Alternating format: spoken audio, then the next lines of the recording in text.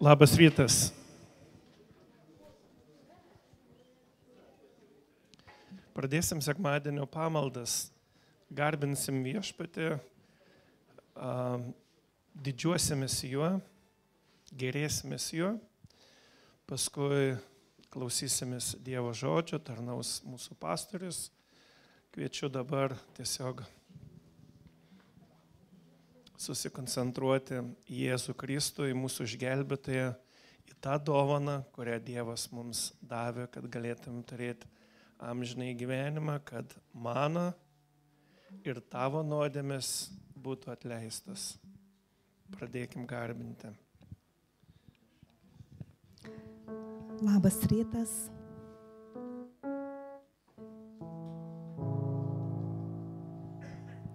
Prieš pradedant šlovinti mūsų Dievą, noriu pasidalinti vieną eilutę iš pranašo Izaijo knygos, kuris kalba apie mūsų viešpaties Jėzaus Kristaus atėjimą.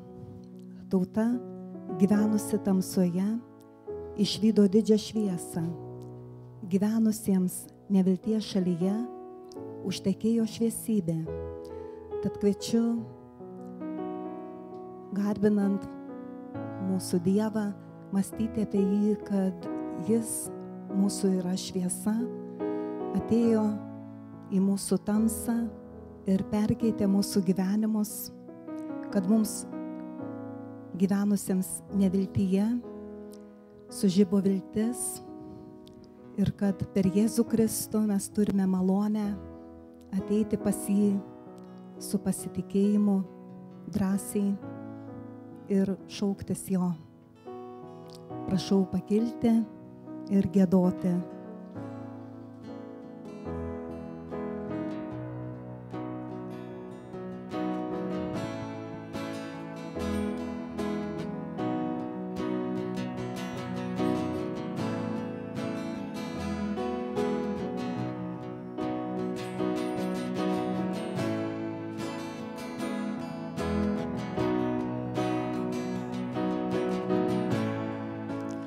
Mums taip reikia meilės ir gailestingumo, malonės amžinos. Liek savo gerumą, jėgą atleidimo, suteik vilties tautos.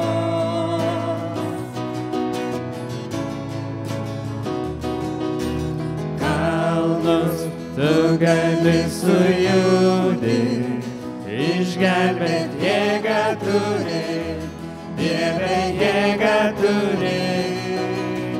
Jėzus mirtį nugalėjo, jo kape nebėra, kape nebėra.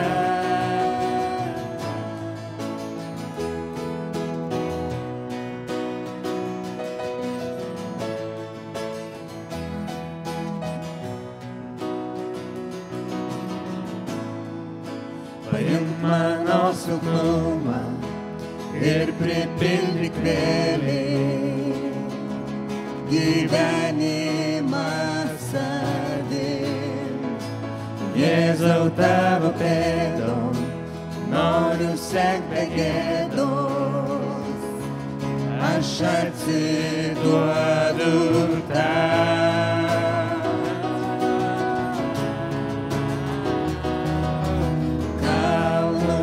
Tu gali sujudinti, išgelbėt jėgą turi, Dieve jėgą turi.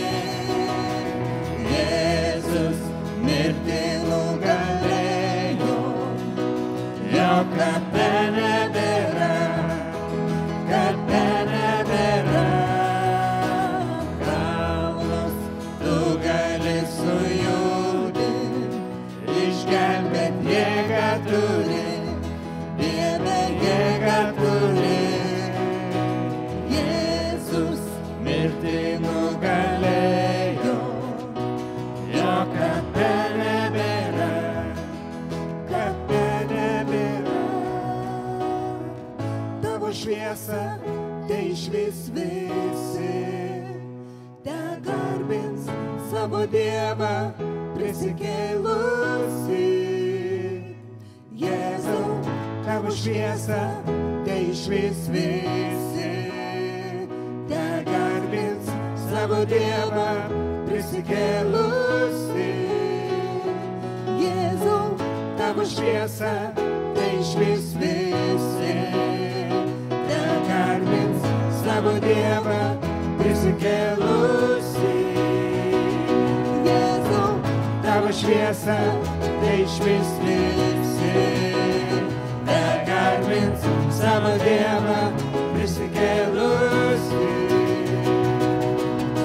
Kalnus tu gali sujudinti, išgelbėt jėgą turi, Dieve jėgą turi.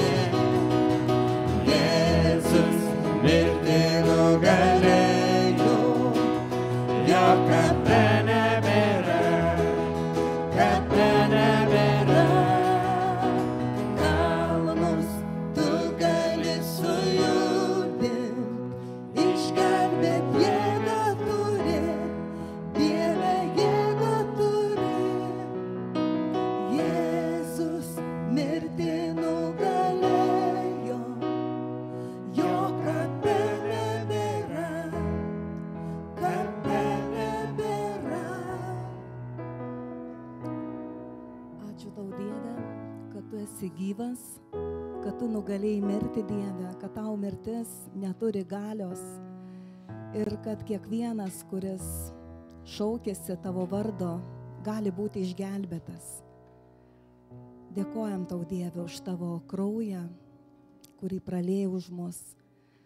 Kai mes atgailaujame, Dieve, kaip mes gailimės dėl savo nuodėmių, tu nuplauni mus švariau, balčiau už sniegą, Dieve. Ir ačiū tau, kad mes galim ateiti drąsiai tavo akivaizdoj, be gėdos, be pasmerkimo tarnauti tau dėl tavo kraujo.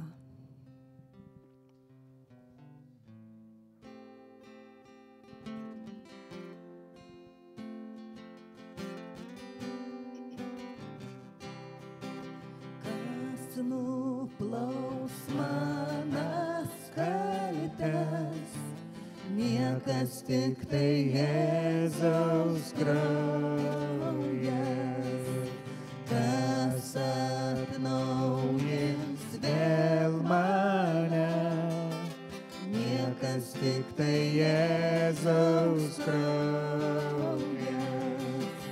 O koks brangus man jis, niekas neapvalys už sniegą balčiau, niekas tik tai Jėzaus kraujas.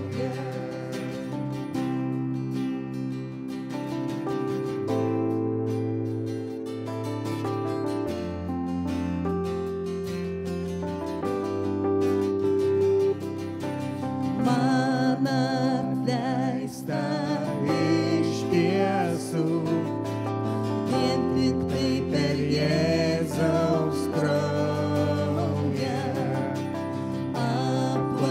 Apvalytas aš esu, vien tik tai per Jėzaus kraują.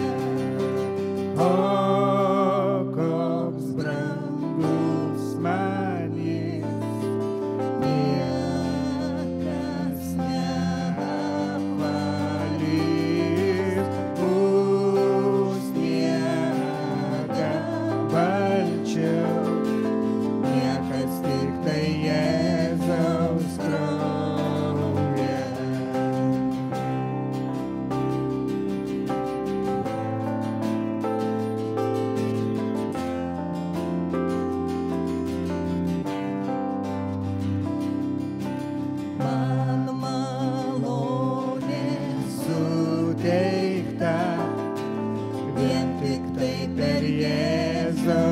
kraują, o ne nuopelnų dėka, vien tik tai per Jėzaus kraują. O koks brangus man jis, niekas neapvalys už sniegą balčiau, niekas tik tai Jėzaus kraujas.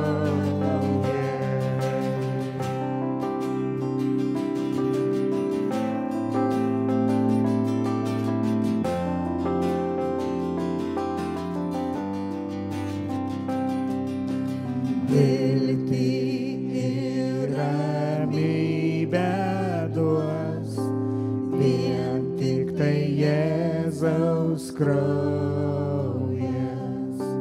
Man teisumą dovanos vien tik tai Jėzaus kraujas. O koks brangus man jis, niekas neapvalys už sniegą balčiau, niekas tik tai Jėzaus kraujas.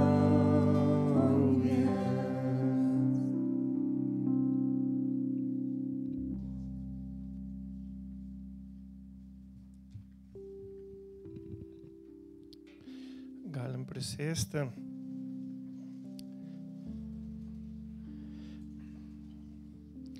Melsimės dabar vieni už kitus, vieni už kitų poreikius, tada grupelėse po 2, po 3 pasiklauskim dėl to, ko mes norėtumėm, kokie poreikiai yra, galbūt sveikatos, galbūt yra kažkokios problemos, kurių nelabai tikim, kad Dievas gali išgelbėti, padėti. Iš tikrųjų pasakykim ir tiesiog pasimelskim vieni už kitus, o Viešpats yra galingas gelbėti ir padėti. Pasimelskim.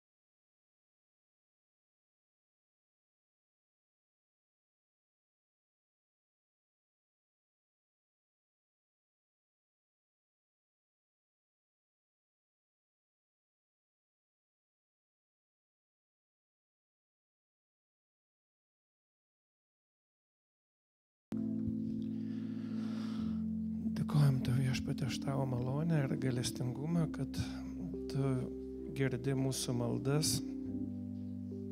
Labai Tau ačiū už tas maldas viešpatie, kurias mes turėjom ir Tu jau atsakėjai.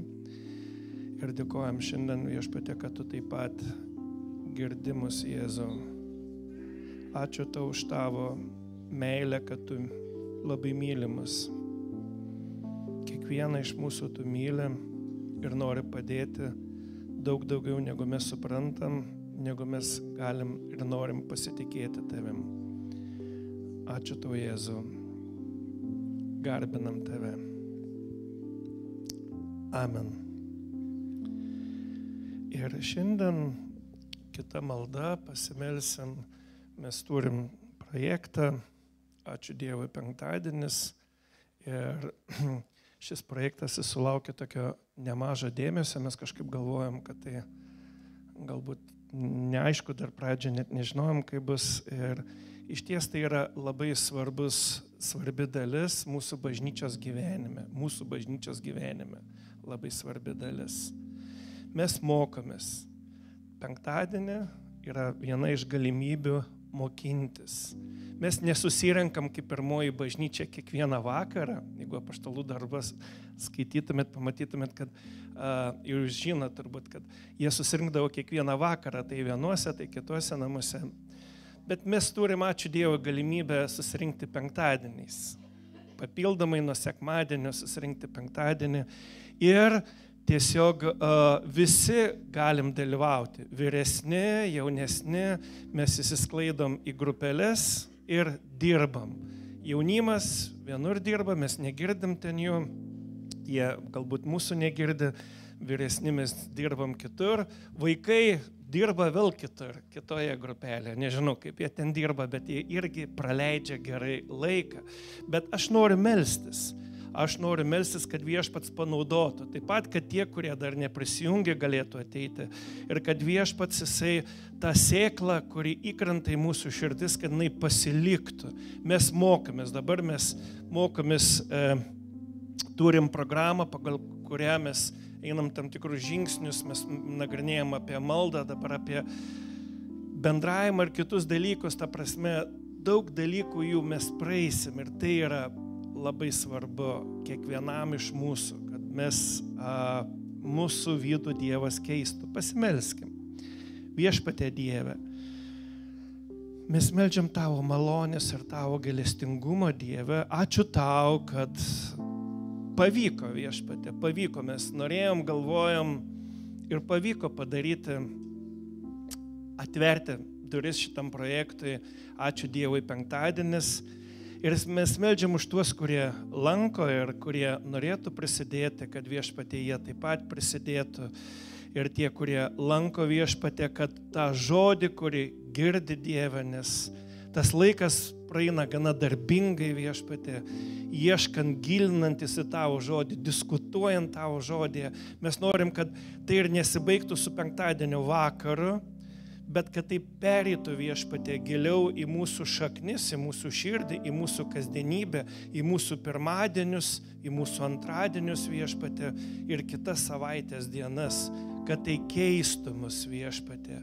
Mes meldžiam, kad Tavo malonė būtų, Viešpatie. Keisk, Viešpatie, stiprink ir, Viešpatie, vesk mus savo valia, vesk mus ten, kur Tu esi, Viešpatie, nusprendęs kiekvieną iš mūsų pakeisti ir padaryti savo įrankių, Viešpatie, savo įrankių savo darbams. Tad laiminam, Viešpatie, visas susirinkusias 3 grupelės – vaikų, jaunimo ir suaugusių grupelė Vilties arkoje penktadieniais. Te Tavo malonė būna, Viešpatie, Jėzaus vardu. Ačiū Tau. Amen. Taigi tie, kurie dar nesat prisijungę, kviečiu penktadieniais 6:30 vakarais ateiti ir tiesiog mokintis iš Viešpaties žodžio. Informacijos pasakysiu. Informacija tokia, kad gruodžio 4 ir 11 dieną numatomas pasninkas. Kviečiame pasninkauti 4 ir 11 dieną ir sutaupytus pinigus aukoti. Aukoti bažnyčiai ir tie pinigai bus pritaikyti, mes norim tos pinigus panaudoti žmonėms, kurie turi kažkokių tai poreikių. Dabar mes tų žmonių turbūt ne visai žinom, bet greičiausiai, kad jūs žinot žmonės, kuriems yra poreikiai. Galbūt reikalingi vaistai, reikalingi galbūt pinigai padėti kažkur tai nuvažiuoti pas gydytoją. Galbūt dar kažkas yra. Jūs žinot. Jeigu žinot, nepamirškit arba šiandien, arba kažkada vėliau. Ateiti pas Gintarą ir pasakyti, taip, aš žinau, žmogų, aš žinau, va čia yra iš mūsų bažnyčios, galbūt kažkoks tai žmogus, jisai serga, gal dar kažkas yra, aš žinau, pasakykit jam, jisai užsirašys. O mes visi kviečiami taip pat aukoti, kaip ir sakau, pasninkas bus 4 ir 11 dieną ir todėl mes turėsim galimybę paaukoti šitam darbui. Ar gerai? Gerai pasakiau? Gerai. Toliau yra nemokamas kalendorius. Dabar čia nebėra. Buvo kalendorius, man davė Gintaras, sakau, neduok, sakau, yra čia. Tai tas kalendorius turi visas 2025 metų dienas. Šties yra galimybė pasiimti, galimybė kažkam padovanoti. Jisai galima pasiimti nemokamai. Jis prasidės nuo sausio mėnesio iš karto. Tik sausis prasideda ir jūs galite atsiversti. Ir kažkas kitas gali atsiversti ir matyti Dievo žodį iš Jeremijo. Viltinga tavo ateitis. Tai Viešpaties žodis. Argi tai neviltis? 2025 metam. Galim pasidovanoti, galim kitiem padovanoti. Gruodžio 15 dieną kviečiame nakvynės namams atnešti, prisidėti, atnešti įvairiausių dalykų vyrams, kojinės, pirštinės, galbūt kepurės, padėti. Tai bus toks aukų rinkimas, kada mes galim prisidėti, pagrindė tai yra vyrams. Ir pagalvokim, galbūt mes patys kažką mezgame. Ar daug čia mezgančių? Nežinau. Bet prisidėkim prie tos aukos, nes yra žmonės, kurie gyvena kitaip negu mes, jie gyvena daug sunkiau. Ir prisidėkim tuo. 21 bus lankymas, o 15 bus surinkimas. O šiandien mes toliau garbinsim Viešpatį, mes šlovinsim jį, klausysimės pamokslo, po pamokslo mes turėsim susitikimą su sistematinės teologijos, nagrinėsim sistematinę teologiją su tais, kurie ateina, kviečiame tada neužmiršti ir pasilikti, o dabar garbinkim Viešpatį.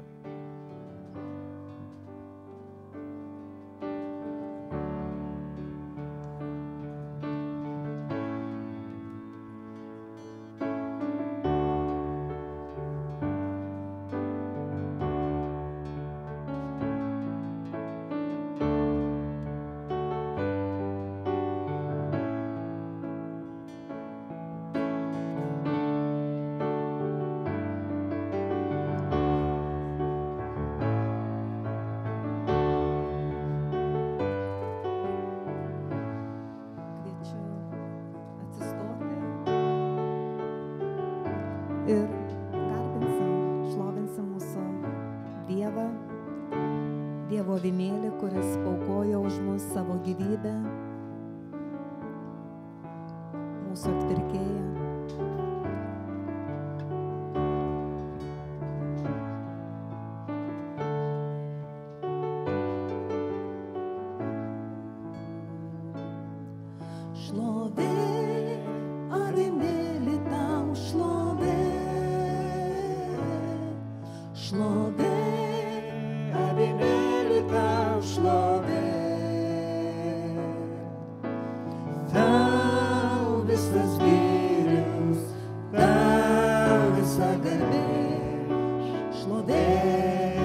Avinėli tau šlovė.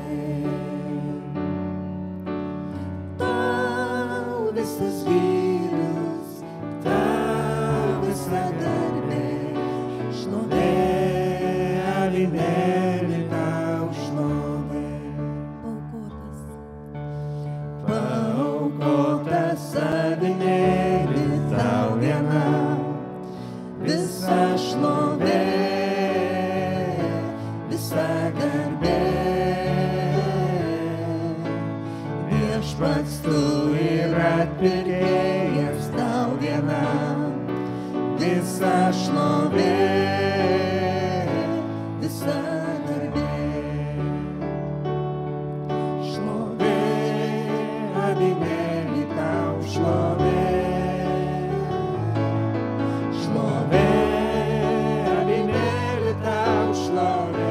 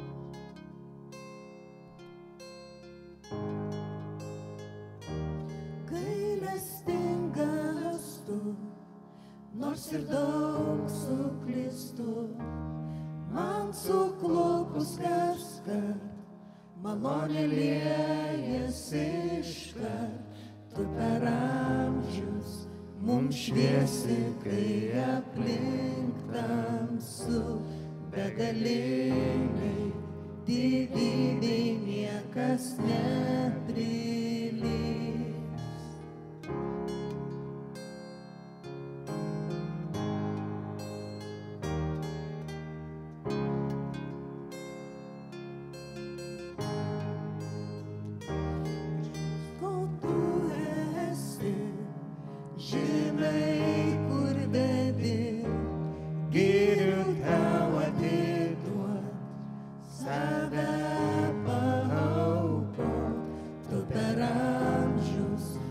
Šviesi, kai aplink tamsu, begaliniai didybei niekas neprilygs. Te tavo ranka naudoja mane, tik tau vienam visa valdžia. Aprenki tiesa, pripildyk giesmę, kad eičiau tavo meilėje. Ta tavo ranka naudoja mane, tik tau vienam visa valdžia. Aprenki tiesa, pripildyk giesmę, kad eičiau tavo meilėje. Tu per amžius mums šviesi, kai aplink tamsu, begaliniai didybei niekas neprilygs. Ir troškimas širdies mano neš tau gyrių darbais, to trokšta širdis. Tėve, tu per amžius mums šviesi, kai aplink tamsu, begaliniai didybei niekas neprilygs. Ir troškimas širdies mano neš tau gyrių darbais, to trokšta širdis. Tėve.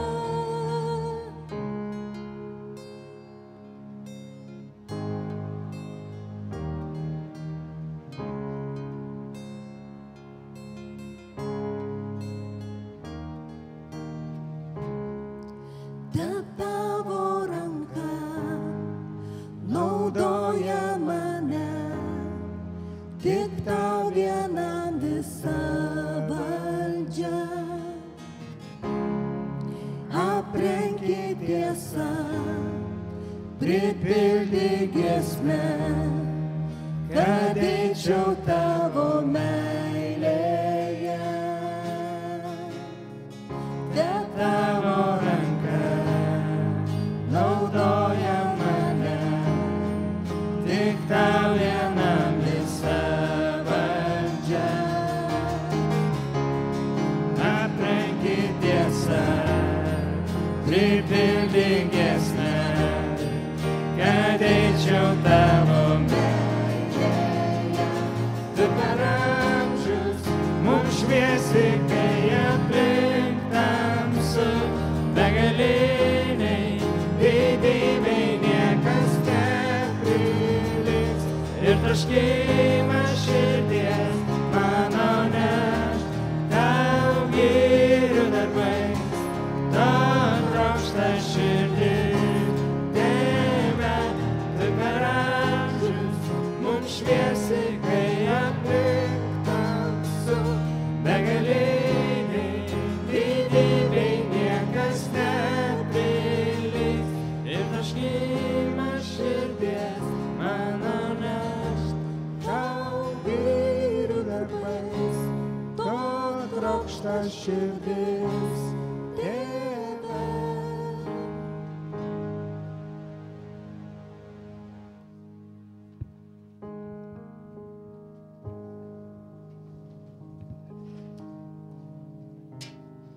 Atsiverskime Evangeliją pagal Luką 17 skyrių.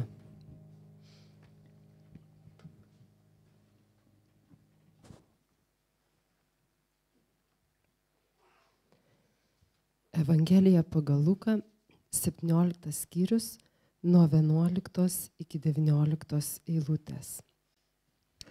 Keliaujant į Jeruzalę, teko Jėzui eiti tarp Samarijos ir Galilėjos.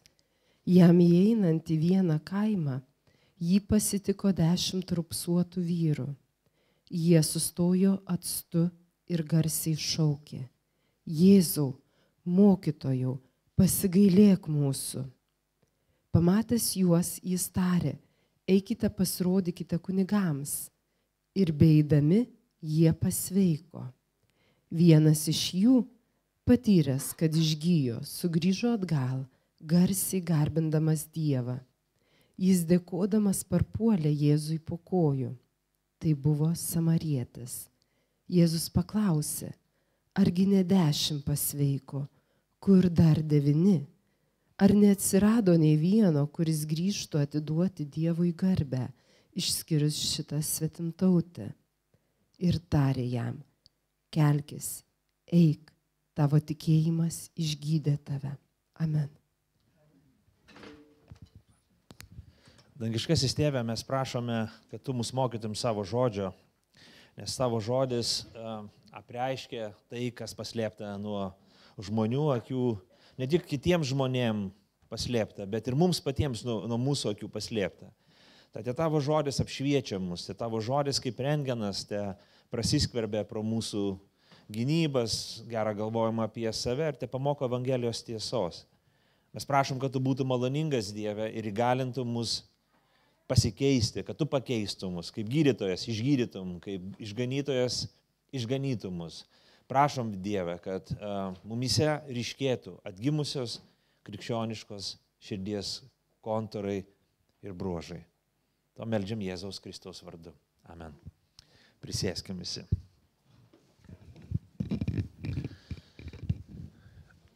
Aš norėčiau gal trumpai pasidžiaugti, prieš gilinantis į Dievo žodį, pasidžiaugti vakarykščiais darbais. Dėkingas esu vyrams, kurie prisijungė prie mūsų talkos ir mes darbavomės.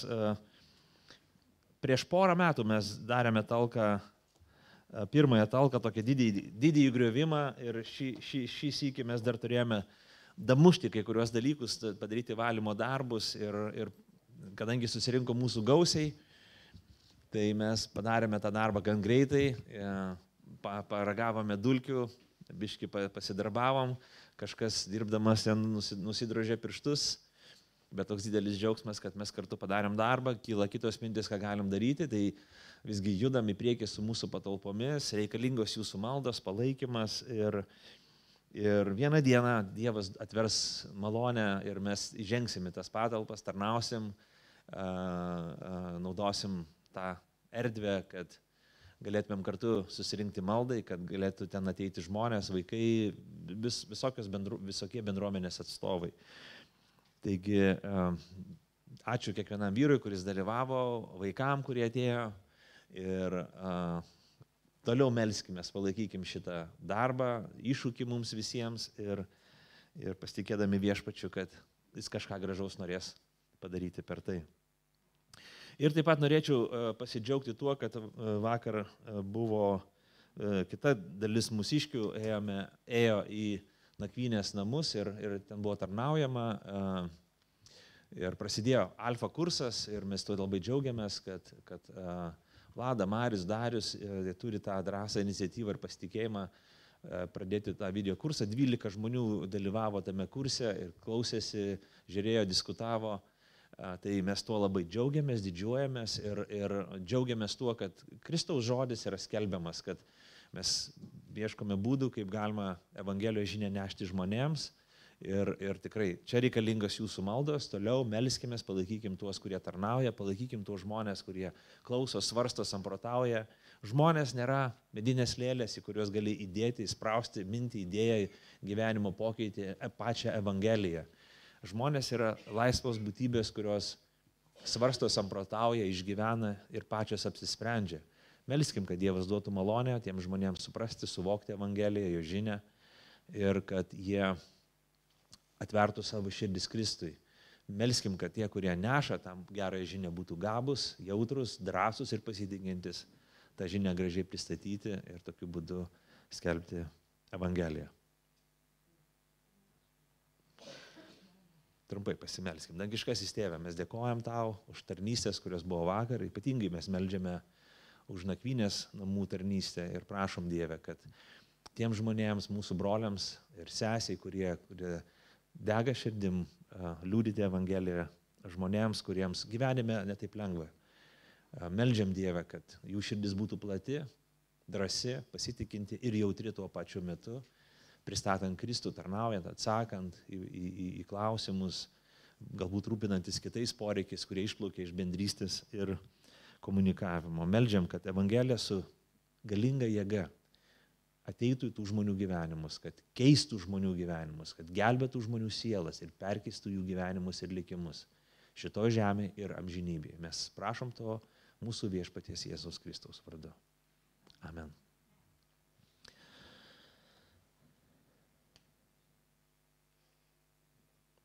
Šiandien mes pasižiūrėsime į vieną krikščioniškos mokinystės pamoką, į tokio augančio, besimokančio krikščionio pamoką. Tai dėkingos širdies ugdymą. Dėkingumas yra viena iš tų disciplinų, iš atgimusios Dievą mylinčio širdies kokybinių raiškų, tai kas reiškiasi mumyse tuomet, kai mes atgimstame, tuomet, kai mes pažįstame Kristų, pažįstame Evangeliją. Ir šiandieninis tekstas iš Luko 17 skyrius būtent apie tai ir kalba. Pasižiūrėkim pačią istoriją ir paskui, ir tuo pat metu, ir paskui pasižiūrėsime pamokas, kurias galėtumėm pasimokyti. Įvykiai vyksta, kaip mes skaitome, tarp Galilėjos ir Samarijos, tai yra šiauriau Izraelio, šiaurinė Izraelio dalis, kažkam vienam kaime. Ir 12 eilutė sako, jiem einant į vieną kaimą, jį pasitiko 10 raupsuotų vyrų, jie sustojo atokiau ir garsiai šaukė. Viskas labai autentiškai skamba. Netikėtinai Evangelijos parašytos tokiu labai ekonominiu būdu. Labai nedaug žodžių, nedaugia žodžiaujama, neprašom ištisi skyriai, kaip atrodė žmogus ir taip toliau. Bet tais mažom užuominom kalbama esmė, perteikiama esmė. 10 raupsuotų vyrų. Taigi, raupsai, galbūt daugelį iš mūsų žinoma, buvo ne tik fizinė liga, bet ir socialinė liga. Žmogus susirgdavo tokia lėtai.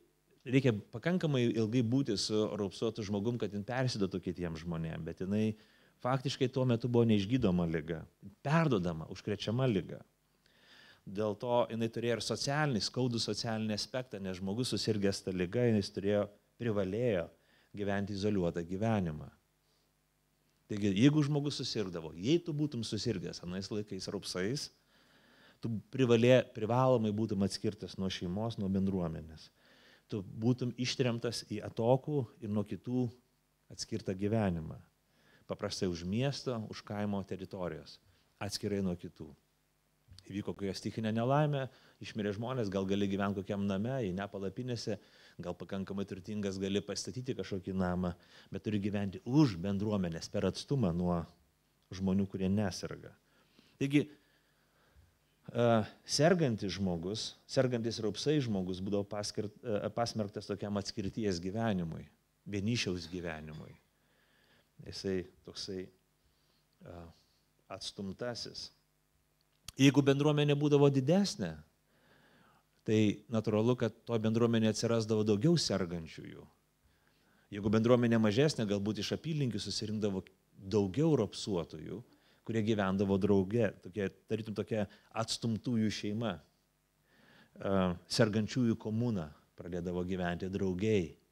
Vis tiek taip lengviau, taip paprasčiau, taip tarsi saugiau, taip galima sureaguoti, taip galima atjaus, taip galima pasikalbėti, taip galima bent jau tarp tų atstumtųjų sukurti kažkokį tai bendrystės pojūtį, jausmą ir kažkokį žmogiško orumo likutį išsaugoti.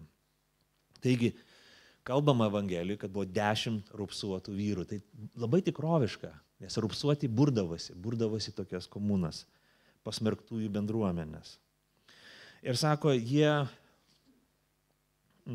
sustoja atokiau. Tai vėlgi, sergantieji privalėjo laikytis atstumo, kad neperduotų užkrečiamos ligos.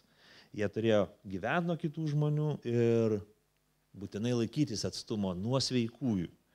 Ir už tokį normos nesilaikymą, jeigu jie, pavyzdžiui, nepaisydavo tokio dalyko, jų laukdavo griežta bausmė.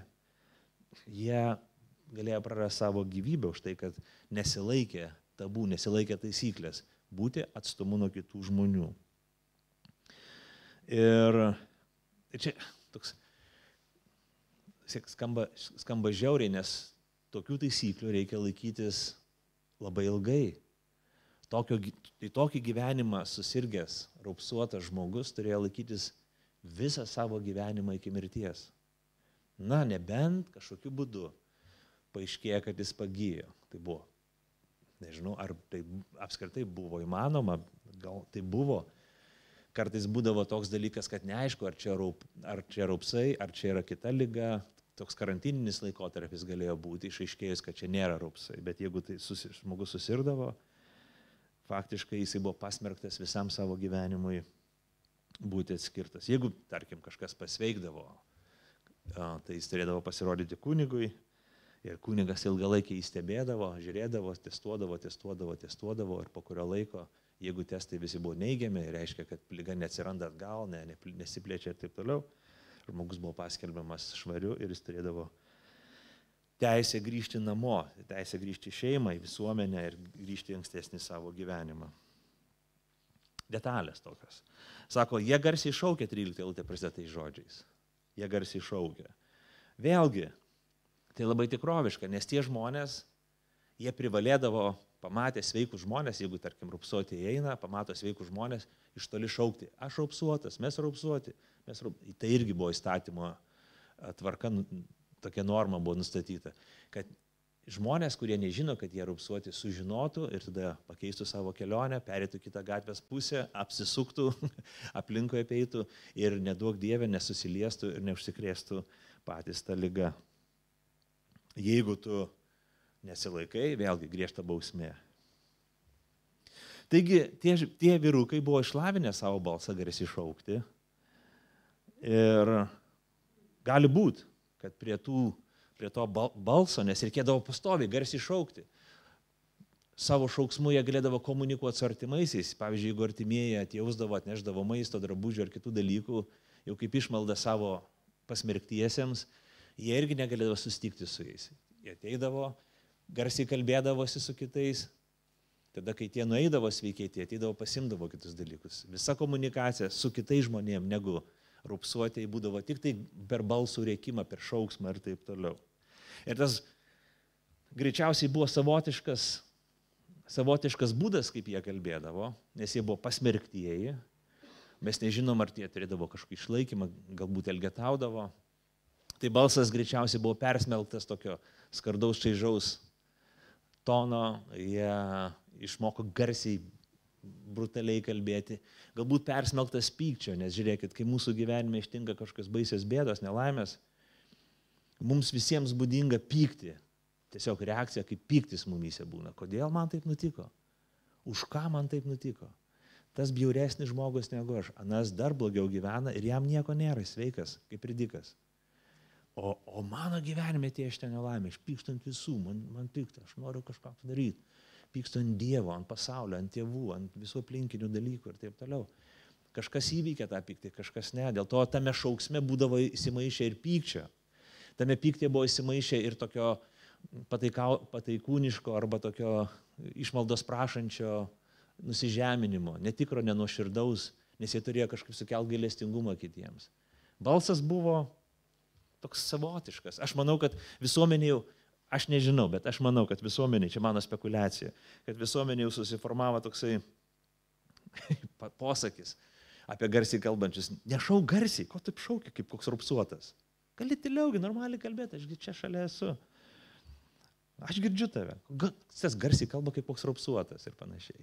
Nes jie turėdavo garsiai kalbėti dėl išgyvenimo, dėl to, kad galėtų tiesiog išlikti kaip žmonės. Ir jie tuo skardžiu balsu, stipriu balsu kreipėsi į Jėzų, šaukėsi jį. Jėzau, mokytojau, pasigailėk mūsų. Jėzus tuo metu jau buvo įžymybė. Apie Jėzų jau sklendė legendos. Jau jis buvo gyvoji legenda, jau žinojo, kad jisai mokytojas, kuris kažkaip kitaip moko, mokytojas, kuris įelektrina mines ir žmonės aplinkui save, mokytojas, kuris nepalieka abejingo nei vieno, mokytojas, kuris kelia susiskaldimą visuomenėje ir vieni žmonės jį myli ir garbina, kiti jam priešinasi, tipiškai fariziejai, ir nori jį pražudyti. Bet tai stebuklus darantis žydų rabinas, gydytojas, legendos sklendė ir sakė, kad yra žmonių, kurie pagydavo, jis juos pagydydavo.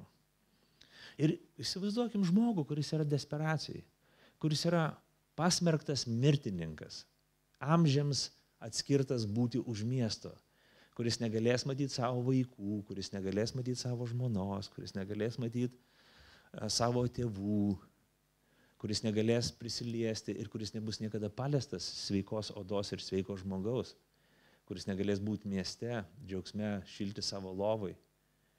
Tas pasmerktasis, jis gavo mažą viltį, kad yra galimybė pasikeisti, kad yra galimybė išgyti, kad yra galimybė, galbūt Jėzus atkreips dėmesį mano apgailėtinai, desperatiškoj, beviltiškoj būsenoj.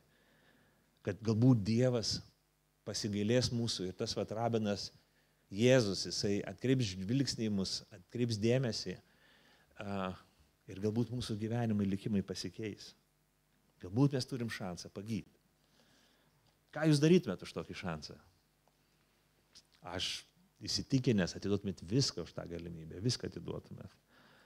Viską padarytumėm, kad galėtumėm pagydyti, nors ir nedėlis šansas.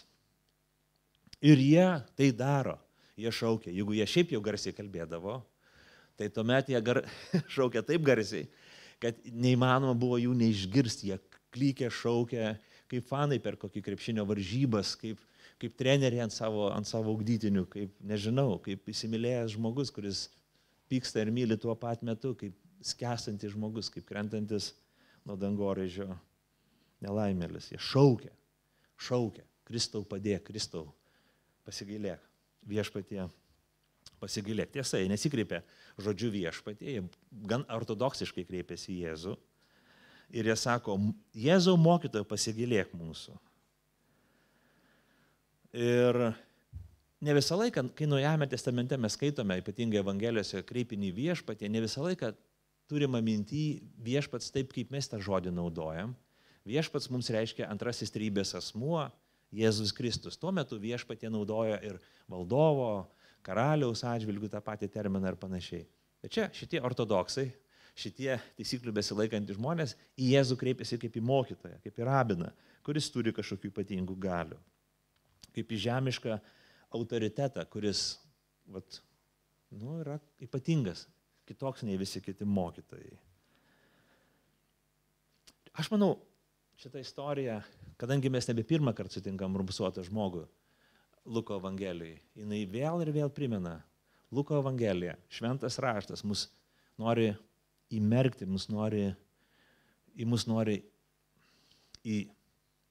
įsūdyti, integruoti tą mintį ir idėją, gilią krikščionišką mintį, kad mes turime atsigręžti į žmonės, kad Evangelija mus atgrėžia į žmonės ir į jų bėdas.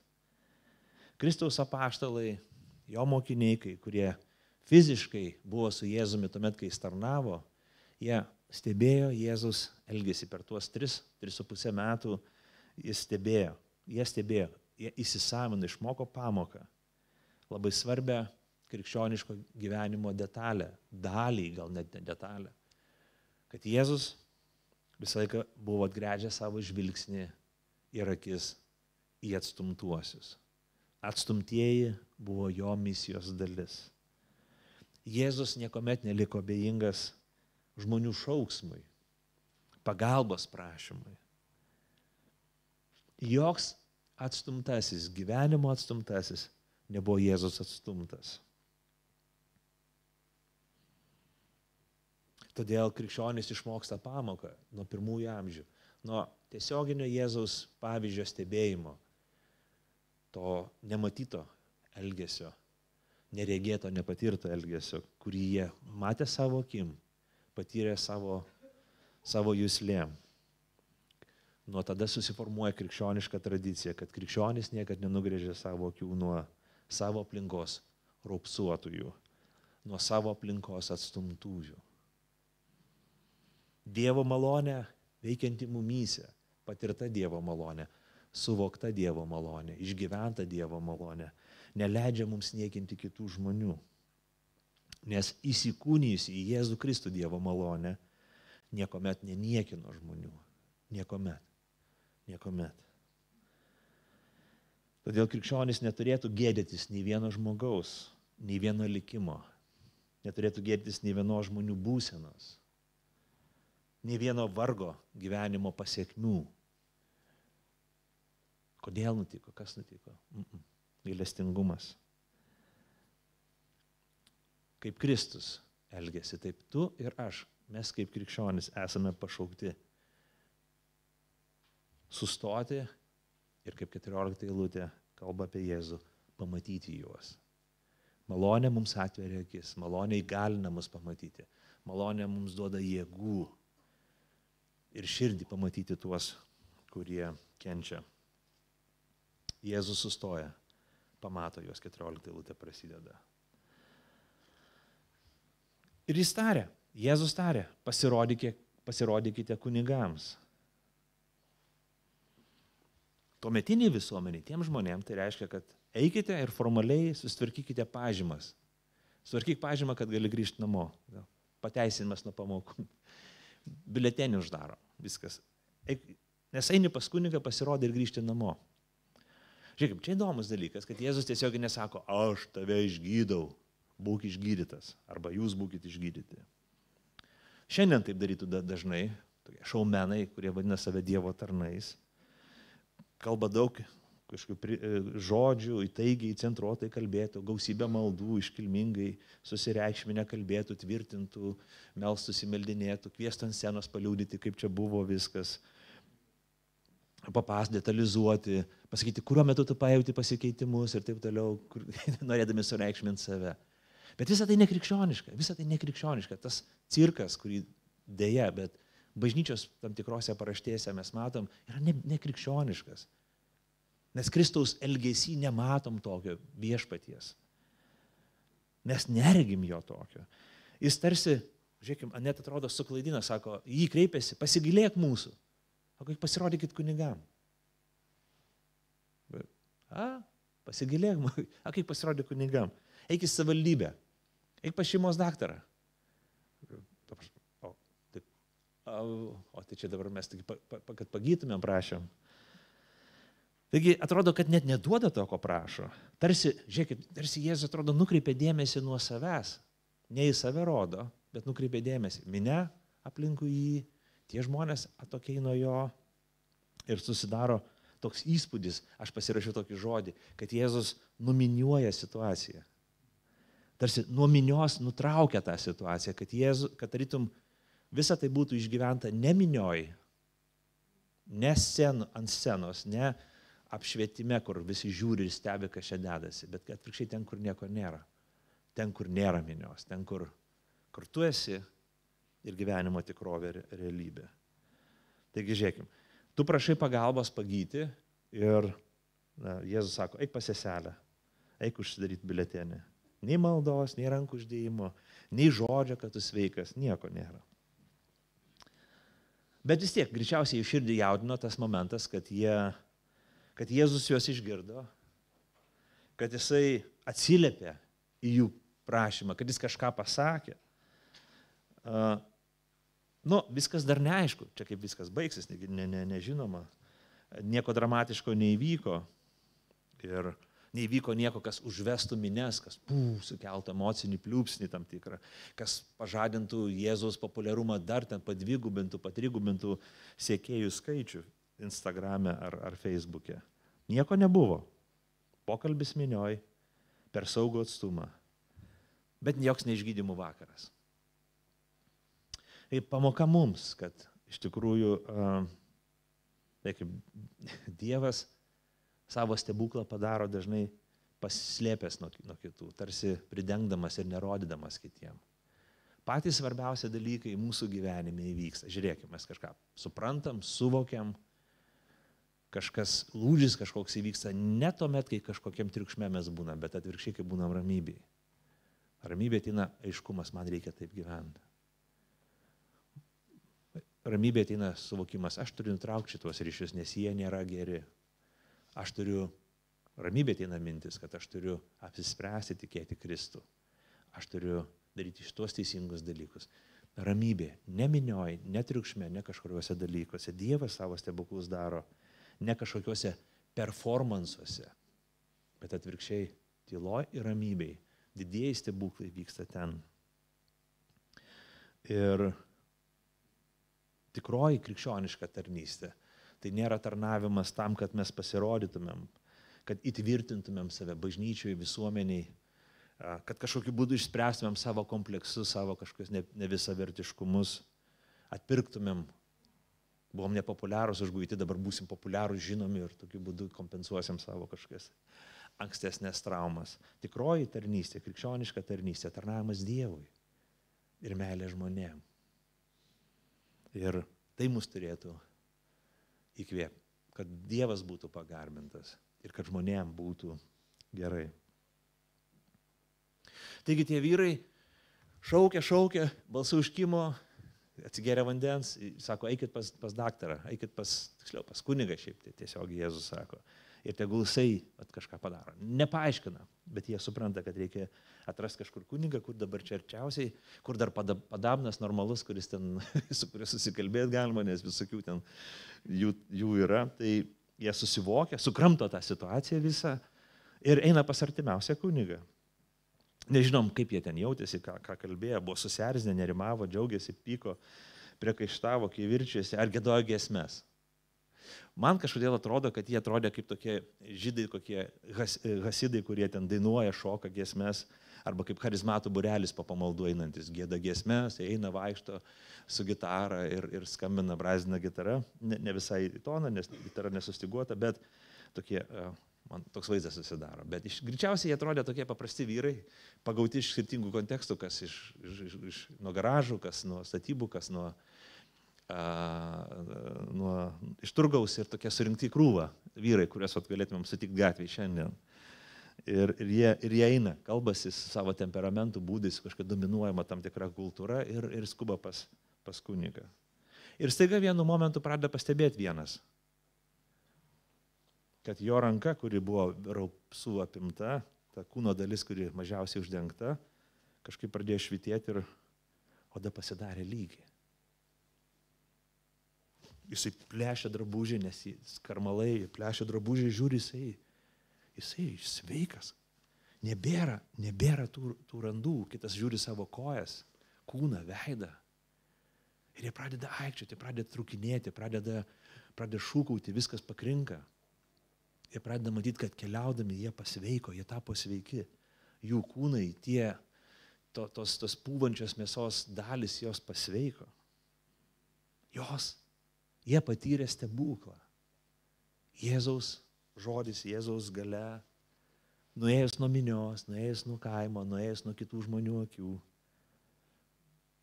Įvyko stebuklas, Dievas jų pasigailėjo. Jėzaus maldavimas davė vaisių. Kokia malonė, koks džiaugsmas, koks gyvenimo pasikeitimas. Jie iki tol jų širdis daužėsi iš nerimo ir galvojo, kaip čia bus. Dabar tiesiog pasiuto. Tiesiog dabar kažkoks sprogimas įvyko juose. Jie dabar kojas pasidarė tvirtos kaip kumeliuko, kuris išbėga į lauką ir bėgioja, laksto, spardasi, noris šokti. Tas balsas buvo maldaujantis, Elgetos toks balselis, prašytojas. Skardus dabar nesuvaidinto džiaugsmo šūksniai. Vyrų iš krūtinės, neapgalvoti, spontaniški ir taip toliau. Ir žinot, jie panašėja, man atrodo, jie panašėja tuos vyrus, kaip per paskutinę sekundę krepšininkai įmeta pergalingą tritaškį. Ir staiga visą areną, pašoka, visi pradeda šūkauti, griūt, kaip futbolininkai žaidžia ir lygiosios ir paskutinę sekundę įmuša įvartį ir tada prasideda cirkas. Laksto, daro saltus, augia žmonės, šokinėja, čiuožia ant žolės. Būna ten kuriozų, kai čiuožia ant žolės, žolė būna prasta ir ten kulveršis apsiverčia. Griūna vienas akį, šoka į orą, susimuša krūtinėm, švenčia, nors nieks konfeti virš jų galvų nešauna, bet jie tiesiog spontaniškai reaguoja. Wow! Mes pasveikom tai, ko mes vylėmės, tai, kas atrodė neįmanoma, įvyko, mes sveiki, stebuklas įvyko. Mes laimėjom loteriją, 1 iš milijono šansų, mums įvyko, visiems. Ne kažkuriems, visiems, neįtikėtina. Šiandien jie išlošė bilietą, grįžti atgal pas savo žmonas, pamatyti savo vaikus, grįžti į namus savo, į bendruomenės. Tiesiog protas neturi talpinti visų minčių, idėjų, jausmų ir išgyvenimų tuo pat metu. Ir dabar norisi džiaugti už juos, ne? Fantastika, fantastika. Kaip Kaip viešpats gražiai veikia. Paslėptai nuo kitų žmonių atneša džiaugsmą, kuris paskui netelpa į žmogaus gyvenimą. Ir 15 sako, vienas iš jų patyręs, kad išgijo, sugrįžo atgal, garsiai garbindamas Dievą. Jis dėkodamas parpuolė Jėzui po kojų. Tai buvo samarietis. Žiūrėkit, visi džiaugiasi. Visi emocingai pildė prašymus dėl naujo paso, tapatybės kortelės įgymo, deklaravo naują gyvenamą vietą, nebe ten už miestą, už kaimą, bet dabar grįžti savo adresą rašo. O kurin tam bute gyvenu? Neprisimenu, klausė kito. Aš tavęs nepažįstu iš viso, iš kito kaimo. Ir vienas prisiminė, pildydamas, rašydamas, prisiminė vieną detalę. Prisiminė Jėzų. Jis prisiminė, kad visa šita šventė, visas šitas džiaugsmas turi priežastį. Yra vienas žmogus, kuris padarė šitą stebuklą. Kažkoks džiaugsmas bus nepilnas, jeigu aš pamiršiu tą žmogų, kuris pasakė, eikit pas kunigą. Jei grįšiu namo pas saviškius, kažkaip nebus pilna, kažko biški truks. Ir kuo toliau, tuo labiau tas jausmas ėmė viršų tam žmogui. Gal tą vaidmenį dar padėjo atlikti ir etinė tapatybė. Mes žinom, kad greičiausiai 9 iš tų 10 vyrų buvo žydai. Ir realiam, normaliam gyvenime žydai su samariečiais net nebūna. Bet kaip atstumtieji susibūrė į vieną bendruomenę. Bet kai gavo pagijimą, visi suko į žydiškus miestelius, į Galilėją. Tas vienas samarietis turėjo sukti atgal į Samariją. Galbūt taip sustiprino jo svarstymus. Vėlgi, atsiskyrimas nuo minios, atsiskyrimas nuo tų 10. Nieko neveikiamas, nespaudžiamas, pats apsisprendė sugrįžti pas Jėzų ir jam padėkoti. Ir sako, kad jis grįžo garsiai garbindamas Dievą. Kaip mūsų įpročiai lėtai keičiasi. Čia kaip mokytojai, mokytojai, pastoriai, neįmanoma, kad jie būtų tylus. Ir sako, garsiai kalba, ir visi žino, kokia tavo profesija, dėl tavo būdo. Ir kartais mūsų temperamentas gali būti toksai erzinantis kitus. Ko čia šūkauji, ko čia rėkauji dabar? Bliauna kaip koks jautis, normaliai šnekėk. Gieda giesmės, tai tu bent pataikyk, išmok, pasimk pamokų, neintonuoji, pasimk gražesnės kažkokias giesmės, labiau poetiškas, kaip mano ir taip toliau. Žinom, apie ką kalbu. Kartais kai kurie žmonės, mes niekad nesuprasim, kodėl jie tokie yra, jeigu nesuprasim jų gyvenimo istorijos iki tol. Jeigu mes neišgirsim jų liudimo, jų istorijos, jų kelionės, kodėl jie yra šiandien tokie, kokie yra. Mes kartais nesuprasim, kodėl taip reiškiasi. Jei tu buvai pasmerktųjų galerų, jeigu tu buvai išmestas iš miesto, turėjai šaukti, garsiai rėkti, kad kažkas iš gyvųjų, kažkas iš visuomenės į tave atkreiptų dėmesį, numestų dešrą ar duonos gabalą, ar paduotų savo panešiotą džemperį. Jeigu nešauksi, tu neišgyvensi.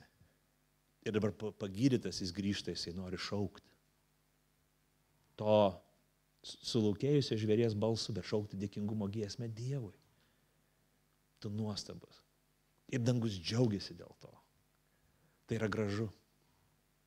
Tai gražiau negu visų geriausių pedagogų išlavinto balso skambėjimas. Dėkinga širdis, jinai visą laiką gražiai giedos. Net jos, jeigu balsas bus baisus kaip nusenusio varno karksėjimas, širdis padaro grožį. Širdis sukuria tikrą garbinimą. Ne tik tai stygos, ne tik tai technika. Taigi kartais mums reikia nepiktintis kitų žmonių raišką, bet suprasti, kodėl vienas ar kitas žmogus bažnyčiai taip, o ne kitaip elgėsi. Išgirsti jo pasakojimą, liudimą. Taigi jis šlovina Dievą ir nusilenkia Kristui. Jis ateina su padėka Dievui. Su padėka Kristui dėkoja jam. Ir čia žodis graikiškas eucharisteo. Mes naudojam žodį eucharistija, komunija. Ta žodis, kai buvo naudojamas Naujame testamente, kaip nukreiptas į padėką Dievui. Tas žmogus, kuris kreipėsi kartu su kitais 9 nelaimėliais. Mokytojau, Jėzau mokytojau, pasigailėk mūsų. Dabar ateina dėkoti Kristui kaip viešpačiui. Ačiū tau, viešpatie. Jis įklaupėsi ant kelių prieš jį. Tavo dėka mano gyvenimas pasikeitė. Jis ateina pas jį jau kaip pas viešpatį. Ir Jėzus paklausė 17 eilutėje, argi ne 10 pasveiko, kur dar 9? Ar neatsirado nei vieno, kuris grįžtų atiduoti garbę Dievui, išskyrus šitą svetimtautį? Ir tarė jam, kelkis, eik, tavo tikėjimas išgydė tave. 3 retoriniai klausimai. Kiek pasveiko? Kur dar 9? Kodėl žydai neatėjo, šitas svetimas svetimtautis atėjo? Dievo tautos žmonės išėjo grynintis laimėjimą. Jie laimėjo gyvenimą atgal. Jie turėjo galimybę grįžti į šeimą savo. Išsilktus, pamatyti išsilktus veidus, apkabinti išsilktus žmonės. Ar galim jiem priekaištauti, ar galim jiem sakyti, broč, kaip tu čia taip. Ar gal taip iš viso geras elgesys. Laimėjimas jau jų rankose. Gal palikim juos ramybėje ir ko čia dabar mums apie juos kalbėti.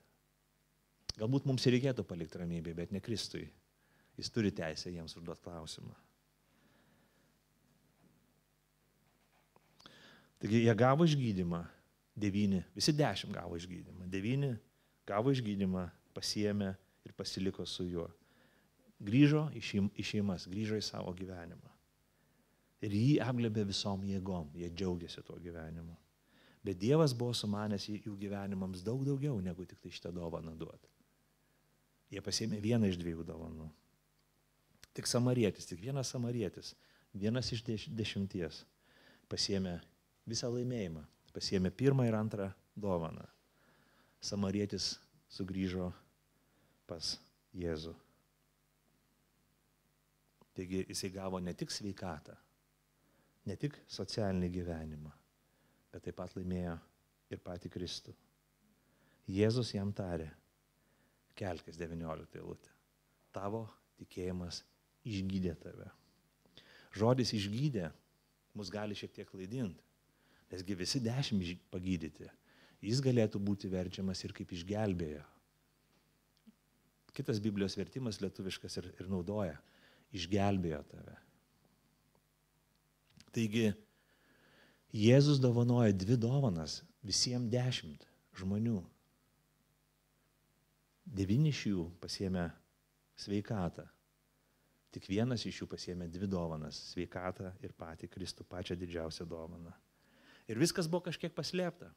Reikėjo nueiti pas kunigą, eiti pas kunigą, gal ne iki galo nueiti, eiti pas kunigą, kad gautum 1 dovaną. Reikėjo paklusti Kristui.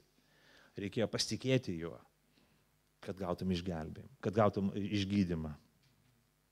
Bet reikėjo nueiti pas Kristų, sugrįžti atgal pas jį, kad gautum jį patį, kad gautum išganymą.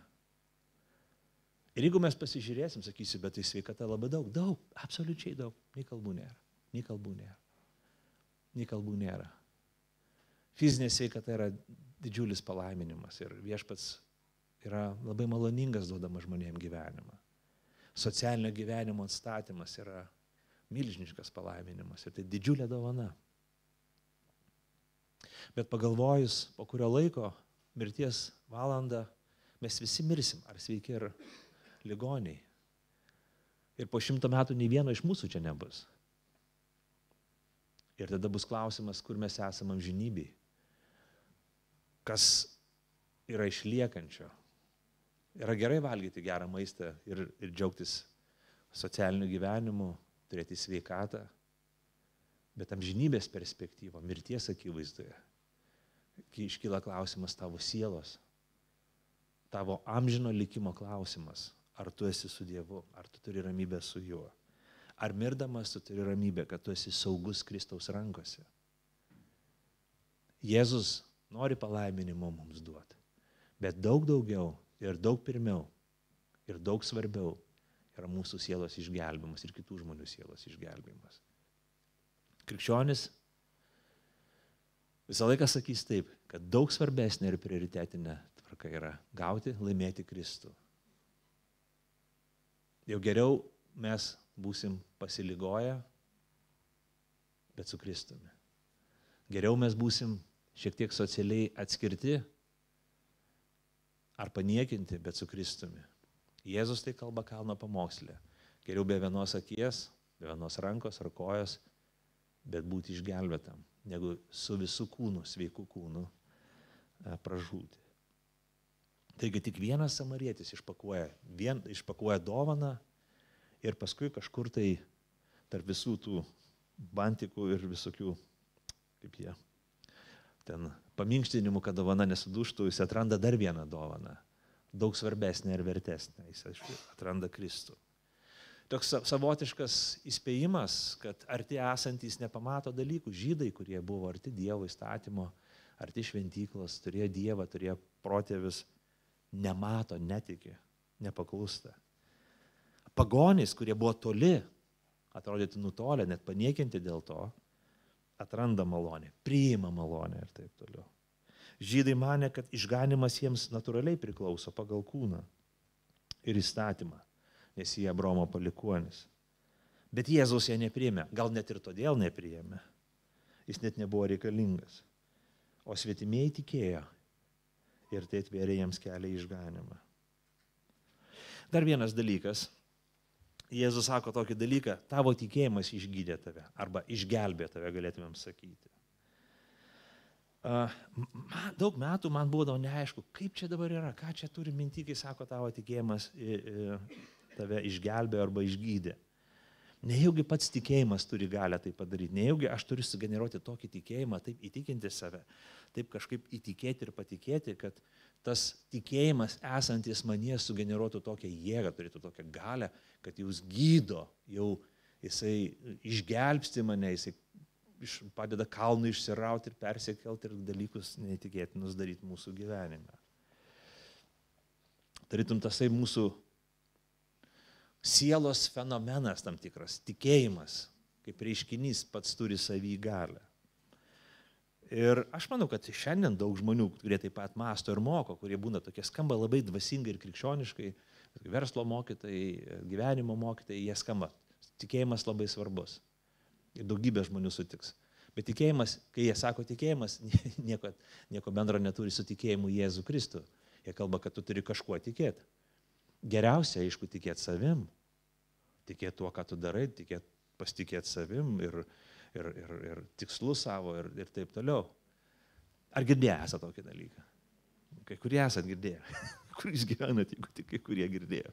Nes tai pastovi bombarduojama mums į smegenis per viską, per filmukus, per meninės visas kūrybas, per medijas, per seminarus ir mokymus. Visa filosofija tokia, tikėk.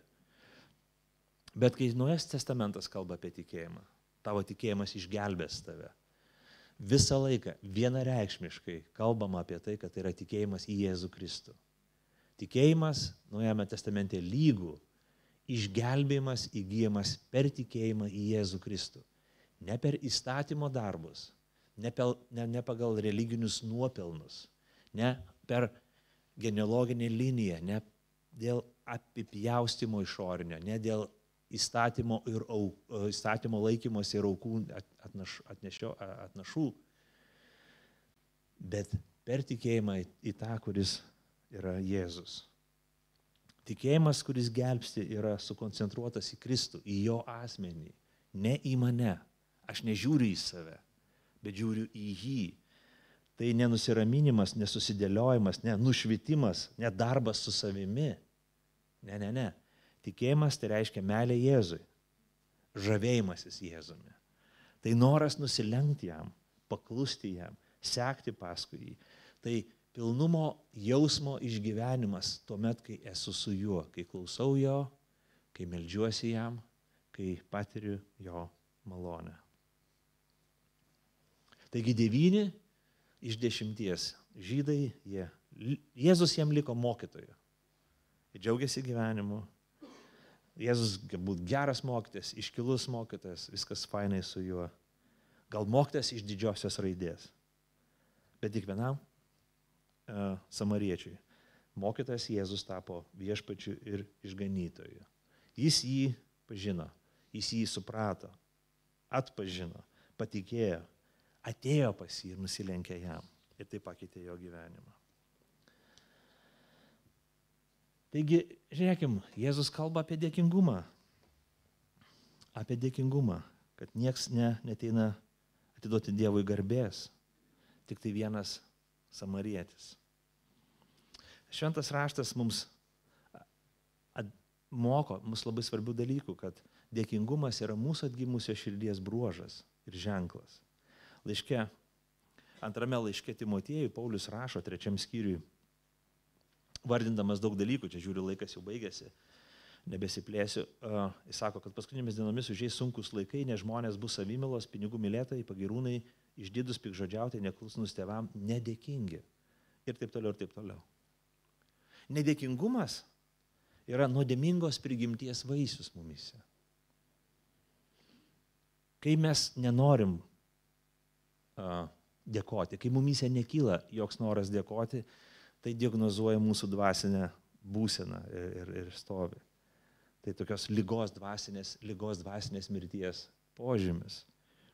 Malonės nepaliestos, malonės neperkeistos dvasinės mūsų širdies bruožas. Nedėkingumas mano taip, kai mes būnam nedėkingi, mes taip manom. Dalykai gyvenime, kad daug dalykų gyvenime ir šiaip priklauso man. Tai privalo būti duota. Man tai privalo. Tai savaime suprantama, kad man tai turi būti suteikta. Man turi būti patarnauta, įtikta ir įteikta. Čia kaip tas maištingas vaikas ar paauglys, kuris galvoja, kad pusryčiai savaime suprantama, kad turi būti ant stalo. Malonėkitės, aš atsikėliau. Jūs įsivaizduojate, aš atsikėliau. Malonėkitės. Kas čia dar visi dėkingumo kažkokio reikalauja. Ačiū, ačiū. Tik daryk, aš atsikėliau. Sunku suvokti, kad juos reikėjo paruošti. Labai sunku suvokti vaikam, kad kelnės batai turėjo būti uždirbti, kad nupirktų tėvai parduotuviai. Kad kažkas tos pinigus turėjo iškeisti savo laikai tos pinigus, kad galėtų tai nupirkti. O labai sunku suvokti tos dalykus. Labiausiai gal per patirtį mes tik suvokiam, kai tų dalykų netenkam ir taip toliau. Taigi tas nedėkingumas yra susitelkusio žmogaus manimas, kad visas pasaulis sukasi apie mane, įskaitant ir patį Dievą. Dievas turėtų nuo ryto iki vakaro galvoti, bet dar geriau ir kad ir kai miegu, kad galvotų taip pat. Kad turi man tarnauti, turi samprotauti ir medituoti apie mano jausmus, kaip aš jausiuosi, jeigu jis man to neduos. Ar nesurauksiu nosytę savo, kai, tarkim, jis tik pagalvos neduoti, tik pamanys neduoti. Ir aš jau iš karto surauksiu savo nosytę, trept kojytę ir kaip čia dabar taip yra. Taigi jis turi tenkinti visus mano įgeidžius. Tai pikta, pretenzinga, nuolat suirzusi, kaprizinga, niekada nuoširdžiai nesišypsanti ir tikro širdies dėkingumo nejaučianti siela. Viskas turi būti savaime. Apie ką mes kalbam? Atpažįstat save? Ne, sakot, aš tai jį atpažįstu ir ją atpažįstu. Šiaip tai kalbėjau apie tave, bet gerai. Tebūnė, savo metu Dievas tegul te reiškia kiekvienam iš mūsų dvasinės pamokas. O mes krikščionys esam pašaukti būti dėkingi. Broliai seserys. Dievas nori tai pakeisti, tai nori išrauti iš mūsų širdžių. Nori, kad mes patys taip ugdytumės, būdami dėkingi ir kad savo vaikus taip mokytumėm dėkingumo. Kad krikščionių bendruomenė būtų dėkinga. Dėkingumas yra tokios atgimusios širdies ženklas, bruožas. Tai tokia savybė ir gyvenimo būdas, kurį mes turim ugdyti savyje asmeniškai ir ugdyti kaip bendruomenėje. Tai turi būti siekiamybė, kad mes būtumėm dėkingi. Dėkingumas nėra visuma ir viskas. Dėkingumas yra tokia integrali atgimusio širdies dalis. Nėra taip, kad mes vaikštom, tik tai lankstomės, nes pavojinga per mikrofoną lankstytis, nes gali dantį išsimušti arba lūpą prasiskelt.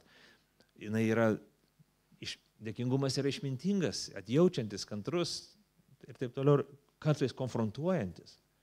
Bet tai jis tampa dalis mūsų gyvenimo. Jeigu pažiūrėtumėm apaštalą Paulių, aš labai daug nesigilinsiu, keletą citatų paskaitysiu, ką jis parašo Naujajame testamente. Mes pamatysime jo laiškuose, pamatysime, kad jisai tiesiog apipila mūsų šituo klausimu. Jisai nuolat ir nuolat išreiškia dėkingumą Dievui, dėkingumą žmonėms, dėkingumą už žmonės, Tiesiog dėkingumas pulsuoja iš jo širdies. Sakom, bet Paulius yra, taip, Paulius yra brandus krikščionis. Paulius Dievo valia parodytas mums kaip pavyzdys, iš ko mes turėtume mokytis. Mokytis taip pat ir daugelio dalykų, bet taip pat ir dėkingumo dvasios nuostatos. Žiūrėkit, jeigu mes patiriam Dievo malonę, jinai mus turi apstulbinti. Mes būname apstulbinti kaip tie raupsuotieji, kurie ėjo pas kunigą.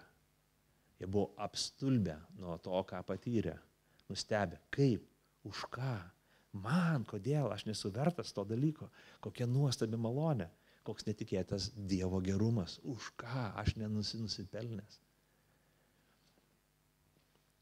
Kai mes patiriam Dievo malonę, mes visą laiką būsim apstulbę ir pasimetę, nes nesame to verti. Mes dėl to dėkingi Dievui už viską. Už jį patį, už jo malonės, už jo darbus, už žmonės, už bažnyčias. Visuomet ir nuolatos turime išreikšti Dievui dėkingumą. Malonė, patirta malonė, Dievo malonė, gamina, produkuoja mumyse dėkingumą. Jeigu mūsų gyvenime dingsta dėkingumas Dievui,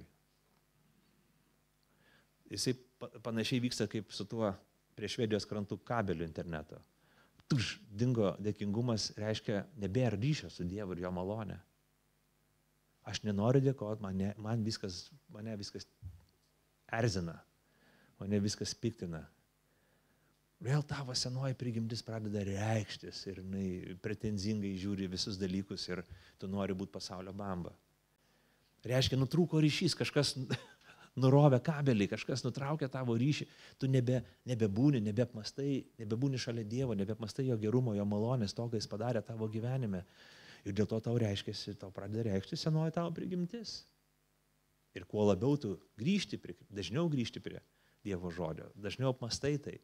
Apmastai, kaip, iš ko Dievas tave išgelbėjo, kiek jam tai kainavo, tavo širdį vėl plūsteli šviežio dėkingumo kvapas į tavo gyvenimą ir į širdį. Taigi dėkingumas, Dievo valia turi būti mūsų kasdienio gyvenimo tikrovė.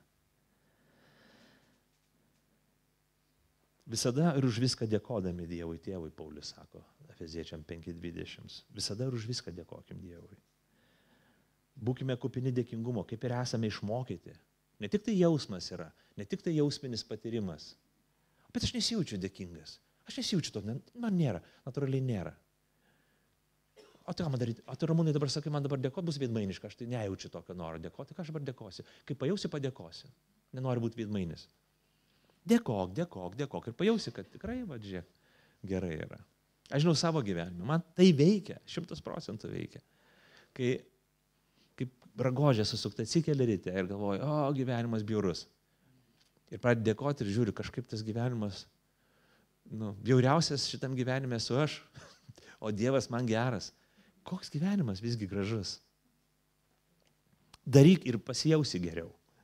Taip, tokia tikrovė, tokia realybė yra. Sako, būkite dėkingi. Dėkinga širdimi giedokite Dievui. Visą, ką darytumėte, Kolosiečiam 3:17. Žodžiu ar darbu visą darykite viešpaties vardu, per jį dėkodami Dievui Tėvui. Nuolat melskitės budėdami ir dėkodami. Už viską dėkokite. Dėkokite už visus žmonės. Ir Paulius daugybę kartų visuose laiškuose rašo, aš nesiliauju dėkojęs Dievui visada, kai tik jūs prisimenu. Atverkim savo širdis maloniai Dievo. Atverkim tam Dievo gerumui, kad jisai nori turėti ryšį su mumis, kad jisai nori išgelbėti mus, kad jisai nori dovanot mums savo gyvenimą, jis nori susijęti savo likimą su mumis. Kristus tave myli. Ir jis nori su tavim gyventi gyvenimą, jis nori eiti su tavim, gyventi su tavim kartu. Jo meilė brangiai kainavo, jisai brangiai sumokėjo už tai. Jis yra pati brangiausia dovana. Išpakuok, suprask, pažink, tikėk. Ateik prie Kristaus, padėkok jam, ugdykis dėkingumą visose savo gyvenimo aplinkybėse. Dėkokime Dievui už visą tai, kas jis yra, už visą tai, ką jis padarė, už visą tai, ką jis daro mūsų gyvenime, už visus žmonės, kurie yra mūsų gyvenime, už bažnyčią, kuri mums duota. Būkime dėkingi. Pakilkime maldai ir paskui giedosim dėkingumo giesmę Viešpačiui. Dangiškasis Tėve, mes dėkojam Tau. Mes dėkojam Tau. Dėkojam Tau už Tavo žodį. Tavo žodis labai gražiai mus moko ir įkvepia, kaip mes turėtumėm gyventi, kaip išgelbėjimo malonė perkeičia žmogų. 1 iš 10 raupsuotų vyrų patyrė tą malonę, patikėjo Tavim, Kristau. Ir tai pagimdė jame dėkingumą Tau. Viešpatie, čia mes esam skirtingi žmonės. Kažkurių iš mūsų širdys įvyko tas stebuklas, kai mes atgimėm, patikėję Jėzų Kristų. Kažkurie žmonės čia esantis dar pakeliui. Mano malda, Dieve, kad kiekvienas iš mūsų patirtumėm šį išgyvenimą, kad kiekvienas brangintumėm šį įvykį ir šią svarbę tikėjimo tiesą, kad mes per tikėjimą esame gelbstimi. Ir tai atneša mums į mūsų širdis daug dėkingumo.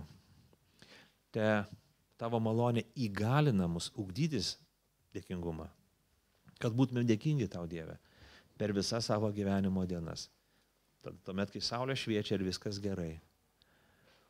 Tuomet, kai lyja lietus ir viskas yra žiauriai blogai, kad mes dėkotumėm Tau visada ir už viską, visose aplinkybėse, ypatingai už žmonės, ypatingai už bažnyčią. Savo maldose girtumėm ir šlovintumėm Tave. Būtumėm dėkingi Tau per amžius. Ugdyk mumyse šitą dvasios savybę. Per Kristų to prašome. Amen.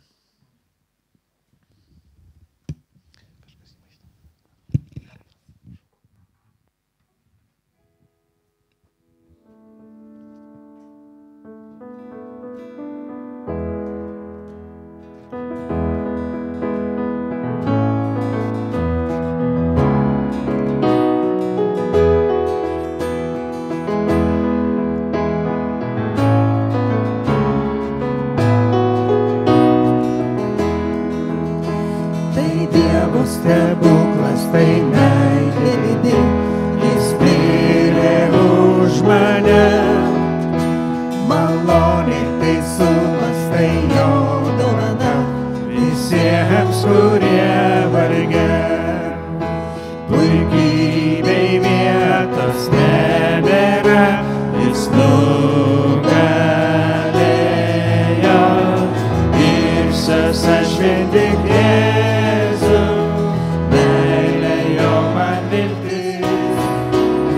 Džiaugsiuosi aš per amžius ir Kristaus kryžiumi. Nors Dievo malonės nevertas buvau, jis priėmė mane. Už meilę pralietą ant kryžiaus kalvos, jam skamba padėka. Pakilki siela, laimingi, jis vienas vertas. Girsiuos aš vien tik Jėzų, meilė jo man viltis. Ir džiaugsiuosi aš per amžius ir Kristaus kryžiumi. Girsiuos aš vien tik Jėzų, meilė jo man viltis. Ir džiaugsiuosi aš per amžius ir Kristaus kryžiumi. Šlovė tekils jam amžinai, vien tik jį širdis mylės.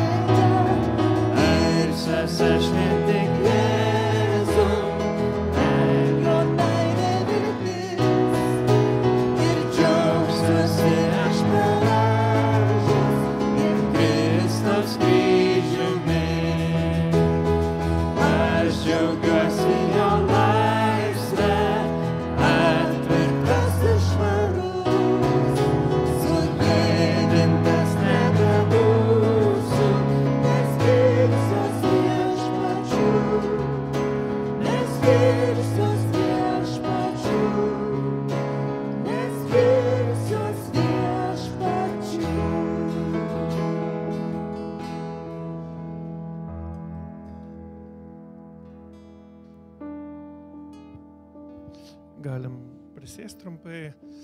Ačiū pastoriui už žodį.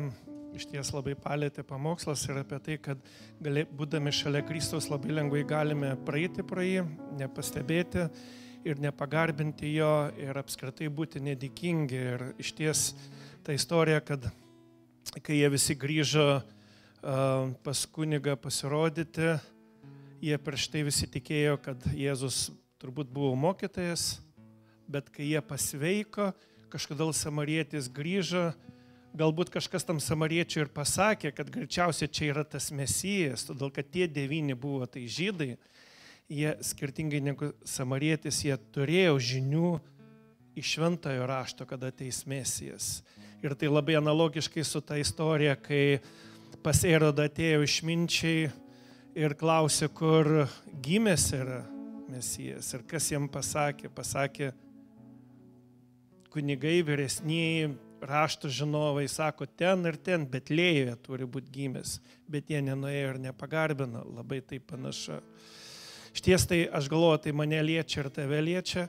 Tie, kurie labai daug žinom šventą raštą, mes galim taip pat apsilenkti su Kristumi, todėl tai šitą istoriją, jinai verčia mus susimastyti. Baigsim šiandien pamaldas. Dar tik primenu, kad penktadienį šį, kaip ir aną penktadienį, taip pat bus Ačiū Dievui penktadienis, toliau nagrinėsim Dievo žodį. Taip pat gruodžio 4 ir 11 bus pasninkas, kviečiame aukoti, gruodžio 15 nakvynės namam, taip pat kviečiame prisidėti aukomis, aukojant šiltais drabužiais, šalikais, galbūt kojinis, galbūt visa kita. Ir taip pat šiandien po pamaldų turėsim sistematinę teologiją. Tad Dievo malonės, paskutinė giesmė mes užbaigiam ir te Dievas veda jūs šią savaitę.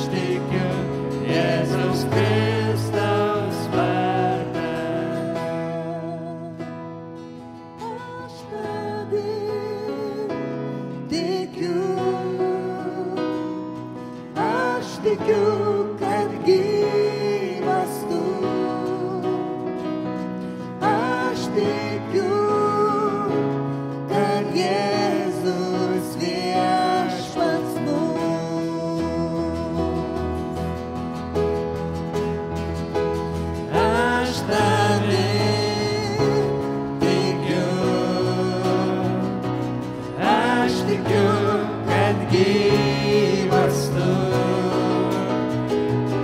Aš tikiu, kad Jėzus viešpats mus.